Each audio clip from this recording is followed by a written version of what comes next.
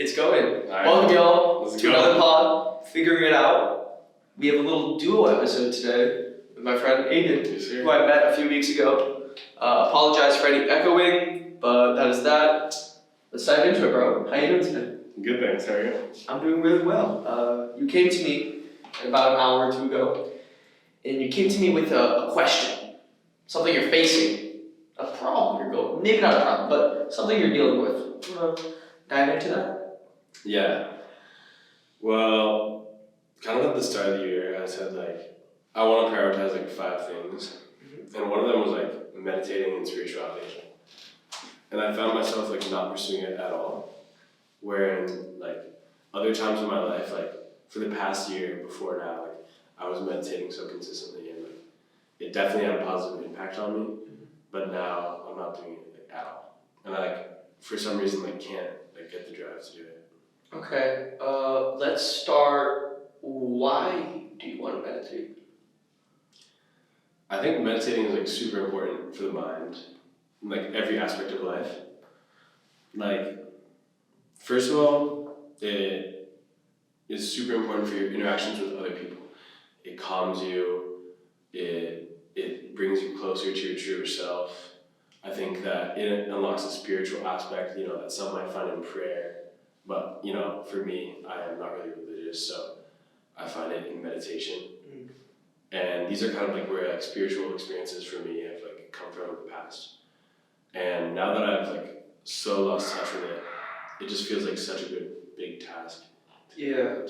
So you mentioned that it sort of helps you feel calm, a little quieter. How does that calmness and quietness play into your life? Where does it benefit you? Maybe where does it not benefit you? It's I don't know if it ever is not beneficial actually. It's kind of the mind. One time I read this book. It's called Introduction to Mindfulness by Thich Nhat Hanh. Oh, great book. You know that one?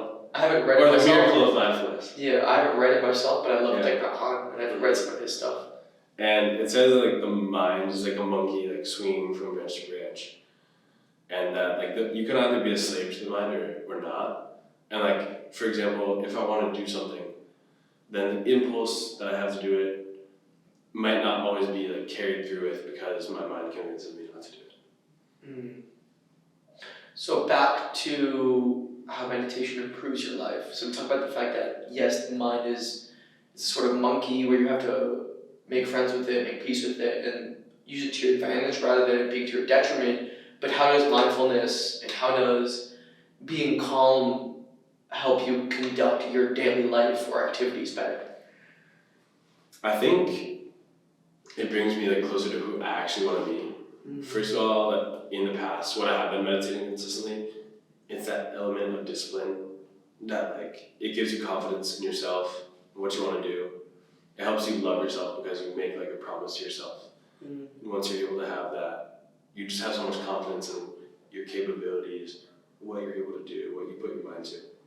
So it sort of allows you to be a bit more, I guess, aware of yourself and mindful of kind of how you're feeling and who you are. Exactly. And from there on, it gives you this sort of a different level of confidence where you're not reacting to life, but you're acting. Exactly. You're sort of controlling your day in a way. Or almost, I understand what you mean, but it's almost as if the actor is the one who thinks of things and then acts from there, and the reactor is the one who speaks without thinking and is able to convey the most genuine self. I feel Oh, actually, for me, it's the opposite. Where it's when I feel like I'm acting in life, I am more proactive.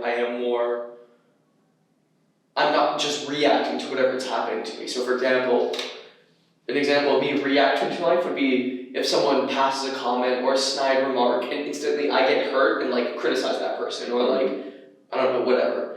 That's me reacting to life, reacting to whatever's coming in. But me acting is someone makes a snide remark or comment or whatever, and before I respond, before even whatever, I reflect on it, I think about it, and I'm I don't need to let this affect me, and then I'm acting.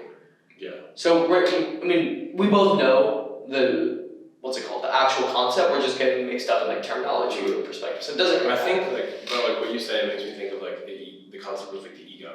Yeah. How like I have like attachments to words that people might say, whereas if I was acting in the sense that you say, then I wouldn't be like affected by it. Yeah. For example, like something that always affects me is like when people like make a joke about like mental disabilities because my brother has one, and I always like find my emotions immediately inflared by it and like getting defensive, where in reality it really like, doesn't matter, you know. Do you think mindfulness sort of allows you to be a bit more in control of that part of yourself, that ego part of yourself, which gets reactive to things? I think yeah, because like it allows you to take yourself out of the situation, right? Yeah, and like, absolutely. Like you said, you don't let your emotions control you. You're not a slave to like your emotions. You're much more, you know, you're not fiery. You're more calm, controlled.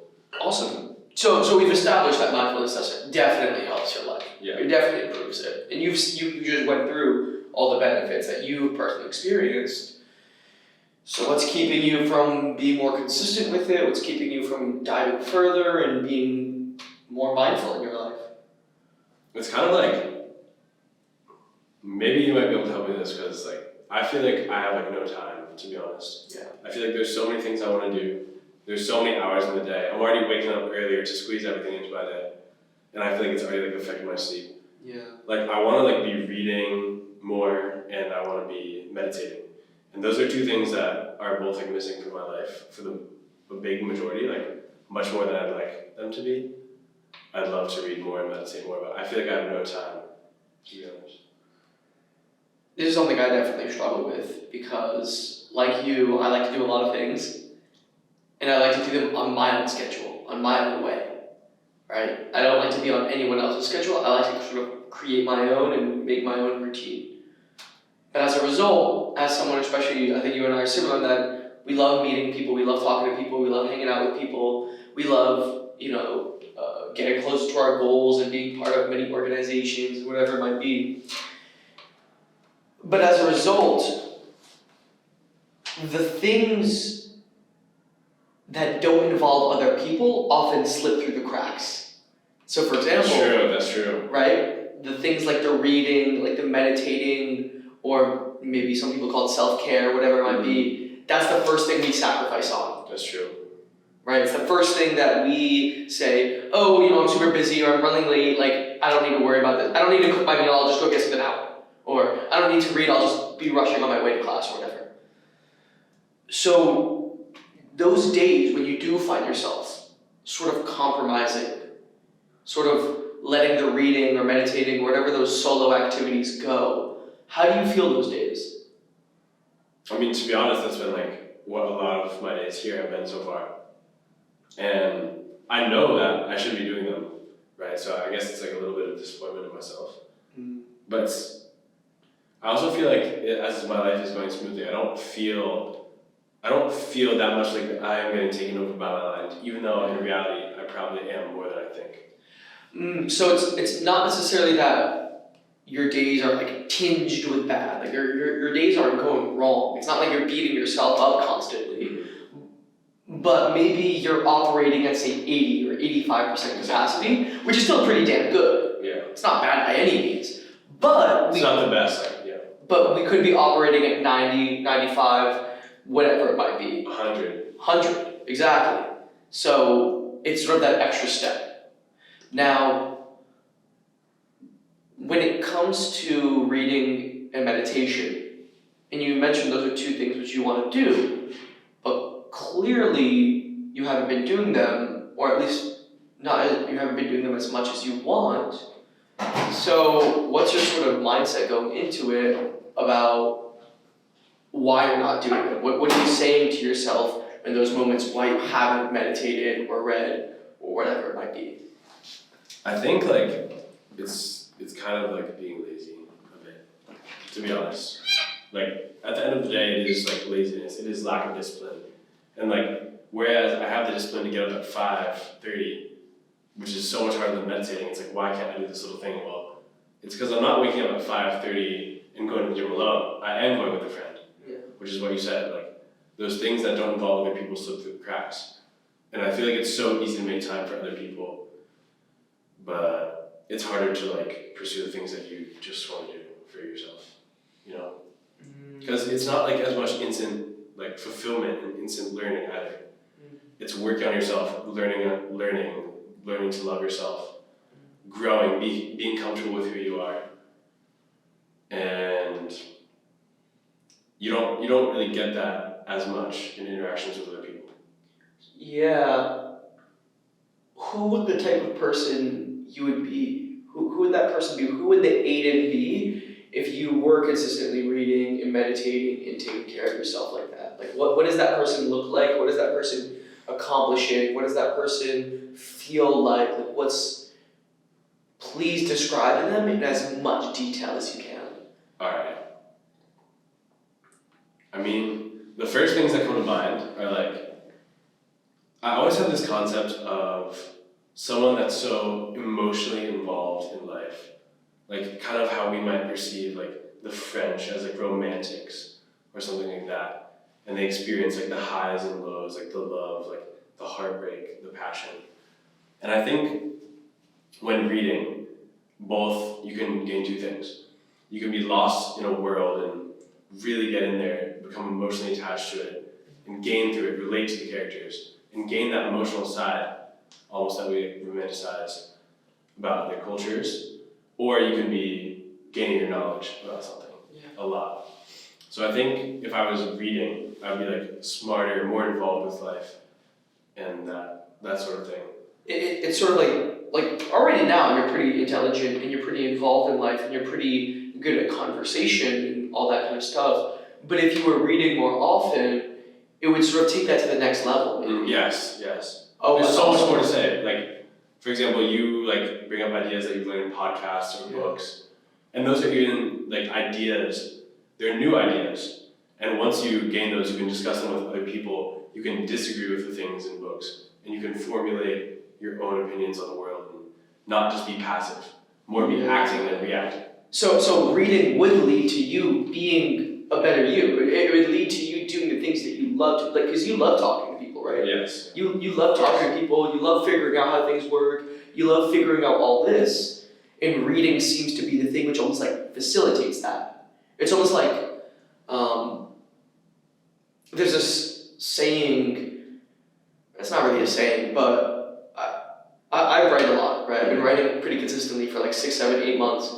And people ask me like, oh, I want to get more into writing and publishing my stuff. Like, what's your routine, your recommend? What's this? What's that? What do you do before? What's your like this and that? And I said, forget about all the routines, forget about all the habits and the systems and all that bullshit. Just fucking write. The only thing that's going to make you a better writer is writing, because that's the highest ROI activity to being a better writer. Similarly, maybe to be a better Aidan in your conversations, in the way you figure out life, engage with who you actually are and who you want to be. Exactly. The reading is sort of the thing which facilitates that. Maybe in a way, the same way Michael Jordan, when he's playing basketball, he's performing on stage, right? Or not on stage. He's performing on the court. But all the practice hours he's put into it means he can perform at his highest level. Yes. Similarly, your performance is you in conversation right now, right? And all the reading and the meditating and the kind of like the effort that goes into sourcing these ideas, that's the practice. And thus that allows you to perform at your best. Would you say maybe it's accurate or along the right lines at least? I think that's a good way of looking at it. Like, especially not only in conversation, but in just like any interactions with people. Like, as we were saying, meditating just calms the mind.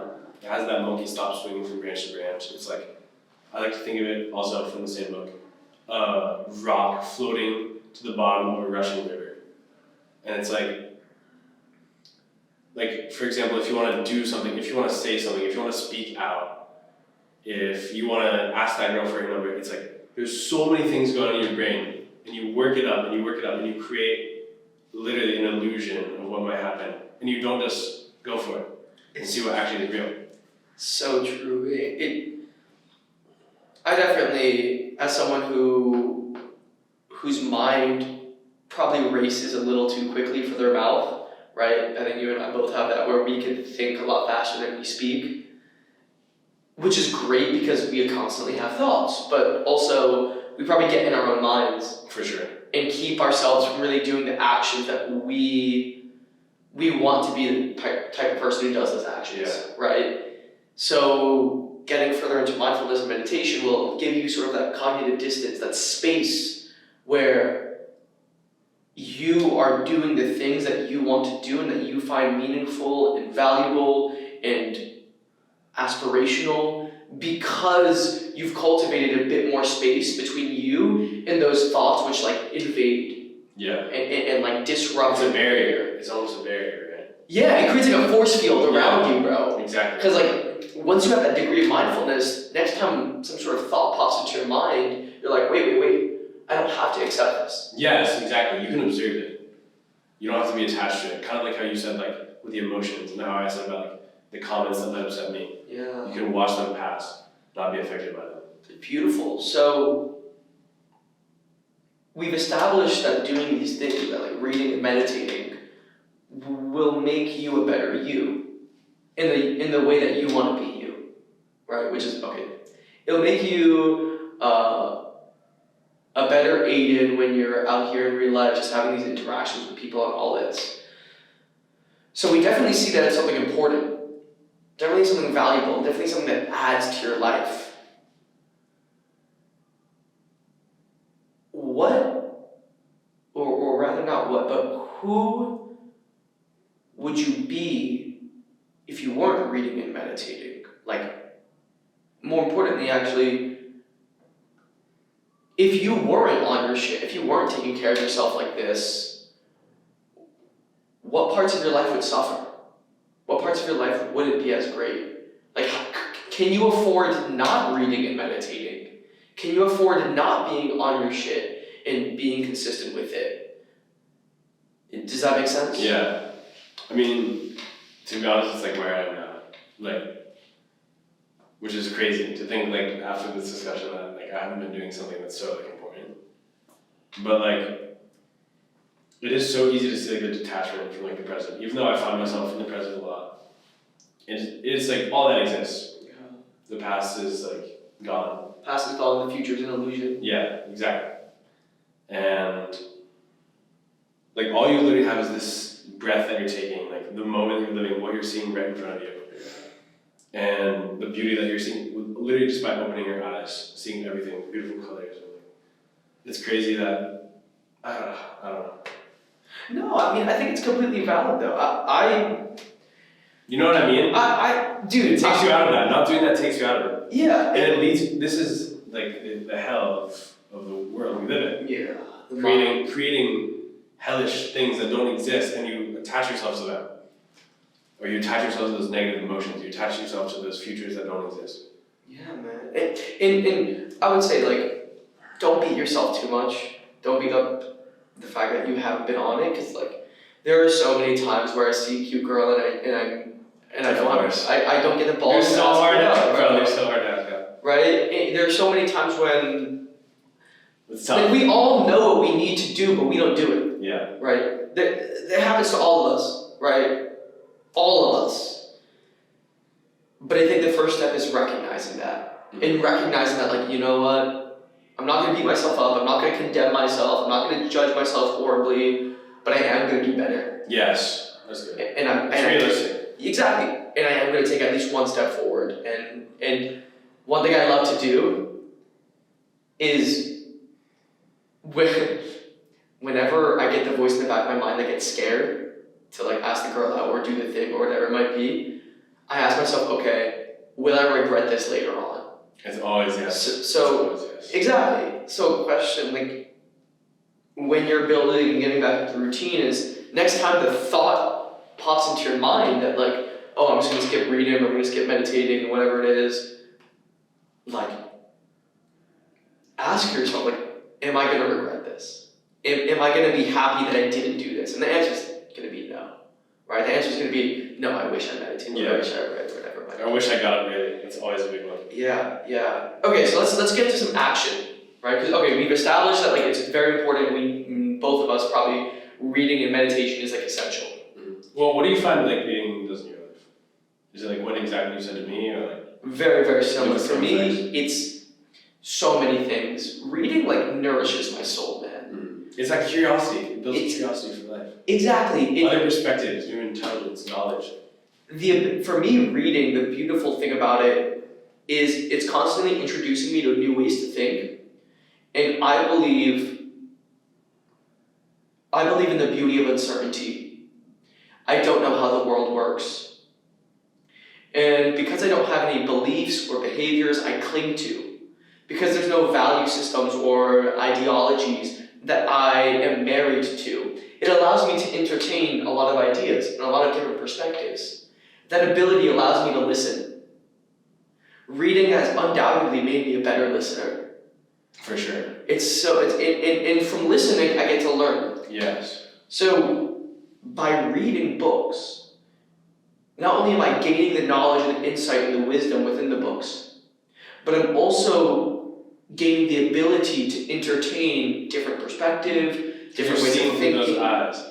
Yes, you're seeing through so many different pairs of eyes. I love reading fiction too. Like I read a lot of nonfiction and a lot of fiction, right? Especially fantasy and sci-fi, science fiction, because that keeps like the inner child within me alive. Yeah, for sure. Right? So the last fantasy book I read, like I'm still thinking about it so much that I want to reread it. yeah. It's gonna be the first book I started reading. What was it? It was called Jitterbug Perfume. It's so good. If you need a book, let me know. I really do. There's this book series called Red Rising. Yeah. Oh my god, my brother loves that. Brother Valid is fun, dude. It's like it's a mix between like Game of Thrones and Dune and like it's like science fiction plus like Game of Thrones vibes. It's so good. Yeah. Anyways, though, your brother's valid as fuck. Yeah, he's a huge reader. That's sick. You gotta learn from him, bro. Yeah, he read like a book a day or something. That's sick. All right. Back to some action. So you mentioned that you don't really find the time to do it. Yeah. So. I mean, there's always time for what you're willing to make time for, right? Yeah. If you don't have time for a friend, you can't tell them that. That just shows that they're not a priority in your life. Absolutely. Same thing with habits, right? I 100% agree. What are some things you could do for your own schedule and your own timing that could sort of improve that? What do you think? Oh, that's tough. I don't know. I guess kind of like it isn't. I do want to read before bed like every night. That's definitely a goal that I was doing at the start of the semester, but not anymore. And I mean, my nights go pretty late, and I like to wake up early. I mean, not pretty late, but for me, I guess I could like at least read a little every night, and then like on days that I'm really busy, that's like maybe all that I'll be able to do. And on days that like, let's say I only have one class, like I know I can get like so into a good book for like at least an hour. Yeah, absolutely, dude, so true. And like, I would also invite you not to be so stringent on the time frame, right? For example, I'm a big believer, 10 minutes of meditation is way better than none. Of course. Right? 5 minutes is better than none. 1 minute is better than none. Exactly. The way I got into it was my health teacher in high school, senior year. She wrote a book called One Mindful Minute. Yeah. And at the start of every class, she'd ring a bell, and everyone would just be mindful for a minute, and that's how I started meditating. That's sick. Valid. And that literally changed like the course of my life for 2 years. I wouldn't meditate without that, and I wouldn't be talking here. So. That's what it is, bro. Remember that. Remember that next time you're like, oh, I'm missing one mindful minute. Bro, 1 mindful minute. Just Astro. Yeah. Oh, here's something I actually love. I really recommend. Before I enter a room, especially something like the Idea Lab or class or whatever, I just quickly register within myself, like for 30, 45 seconds, just how I'm doing or how I'm feeling. That 1 mindful minute right before I enter class. One thing I do is, before I go to sleep, I do like 1 mindful minute where I just think and chill and whatever and all that. My apologies for the interruption, y'all. It's like you're saying that talk that your friend swears by.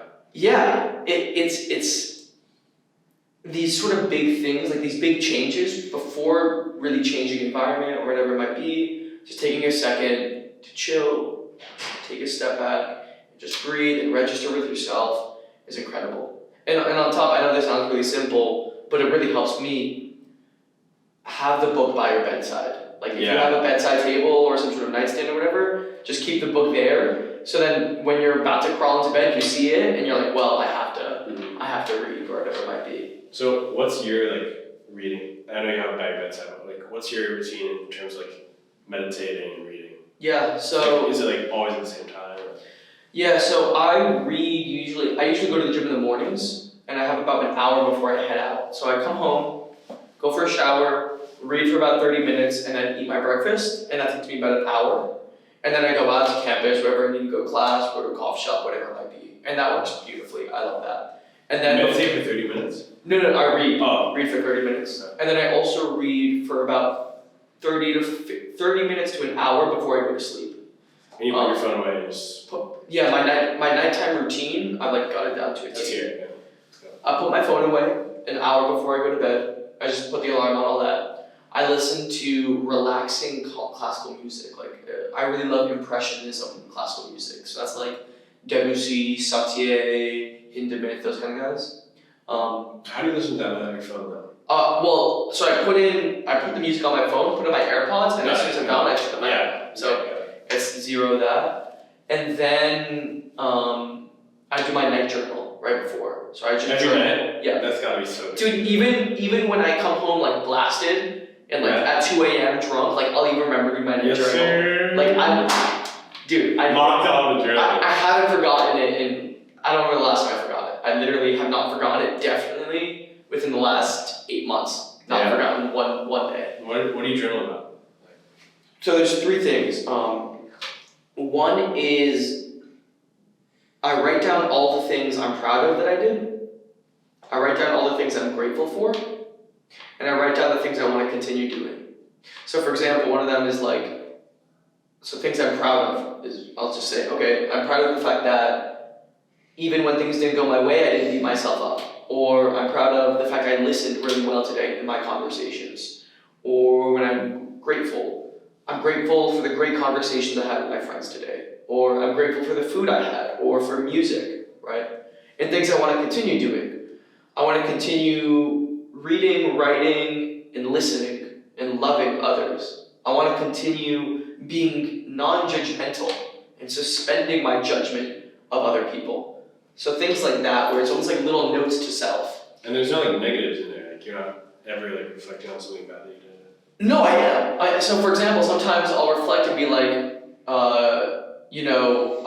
today I kind of beat myself up because of, I don't know, something happened and maybe I said something stupid to someone and I'd be maybe I beat myself up a little too much. And I'll say, that was something I did which I don't want to continue to do. There's something I did that I'm not proud of. So I do put those things I'm not proud of. So it's almost both the pros and the cons. Yeah. But it allows me to be a lot more mindful and aware of them. And it's really interesting seeing the progression of these journals and how the sort of things I keep saying continue to do, those are the things that eventually become the things I'm proud of. Yeah. So it's for example, I used to say a lot continue listening and being very open. And then I'm proud of myself for being a listener. Exactly. Yes, so you sort of see that transformation of it. So it's really, really cool. I'm gonna be like that with meditating maybe. It's so helpful. And journaling. Exactly, right? And I think especially being intentional and making the time, you have to make the time for it. Yeah. It can't be one of those things where I'll just do it when I have a second, because you're never gonna have a second. Alright, part 2. We're back. You're saying you have to make time for these things, because if you don't, then it's just gonna fall through the cracks. And same thing if I'm not intentional, if I'm not aware, I won't get it done. If I don't make the time for it, I'll beat myself up and not beat myself up, but I'll let it slip through the cracks. Yeah, and fester. And then I'll just spiral. So I really am intentional and make the time for that because, and you just have to. It's definitely something where like, that's why I wake up earlier, that's why I try to get to the gym earlier, all this and that, but even though it takes discipline and a lot of consistency, good amount of determination and will, at the end of the day, it's so worth it. And it'll reflect in what aspects of your life as well. Exactly. It reflects in all aspects of my life. And I notice that when I don't read or I don't meditate or make that calm, I suffer. And it really does impact my day. So how do you suffer? Same way as me? Similarly, I think when I don't meditate especially, I get pissed off by small things, like the train running late, or like someone messing up my order of my coffee, or someone just being like in the middle of a conversation with someone and they're just really boring or annoying or whatever it might be. Like if I'm just whatever. I also find myself a lot more judgmental, and I don't like being a judgy bitch. No. It's sort of my set point where like that's something I've had to work on. I've had to work on being less judgmental of others, and I'm happy that I have because it allows me to listen and be more open. But it's something I've had to intentionally sort of bring back. When I don't meditate, especially, I have the same thoughts just keep going in my mind. For sure. Like there's no start or end. There's no start or end. When did I start thinking that? And you're like, what the? Exactly. What was I even thinking about? It's like, oh, I wonder what this person thinks of me. I wonder this is. Like, when did that? Like, it just. It's crazy, and it takes up mental space that you could be doing other stuff with.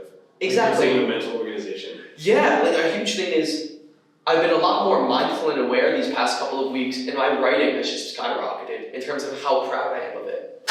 Thank you. Like, I have more fun with it, I like how it sounds more, and it's just more fun to create, and that's solely because I've been more calm and quiet. Because I think when it comes to creativity, when you create that quiet mind inside the environment, all the creative juices start flowing. And you don't even have to. For sure. You don't have to will it. You don't have to worry about it or put much effort. It just comes naturally. So, being very, very intentional with that is just absolutely essential. Yeah, man. Anything else you find interesting when it comes to like mindfulness, creativity, all that kind of bullshit? I was just kind of wondering like how you started getting into that. Like for me, it was my teacher, but what was it for you?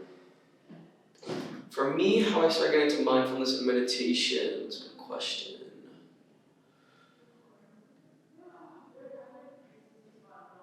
Yes. In freshman year of college, I was kind of lost. I was very lost, actually. I was living in the Weston at the time. I was kind of separated from school and like campus life. I had friends, but I didn't really love them that much. I didn't like them that much, and they weren't my type of people. And I just kind of felt really lost, like existentially lost. And I was not enjoying college. This was October of 2021. And I was also with this girl who was causing me just a lot of mental strife. Not that she was causing it, but the situation was not the most ideal. Yeah. Because I was just a pushover bitch, and I was making myself suffer needlessly. So I was really lucky because at the time, one of my teachers, one of my professors in the class I took, we were studying John Cage Zen Buddhism. John Cage is a composer in the 20th century, and he was really inspired by Zen Buddhism. So I decided, oh, this is really interesting, like let me look more into it. And I just dove into the rabbit hole from there on and really got into more of not only meditation and mindfulness, but a little bit of like Buddhist mythology and sort of the religion and all this and that. And it just became very, very natural. And it became a part of my days.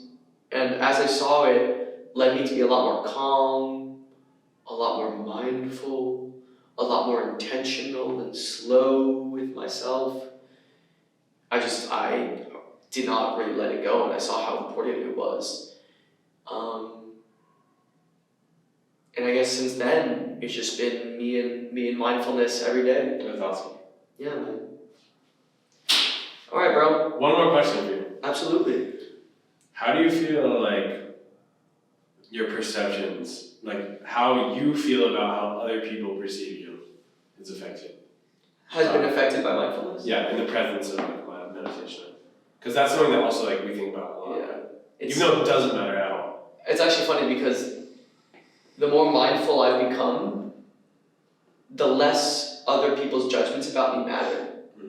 Because the more mindful I am, the more aware of myself I am.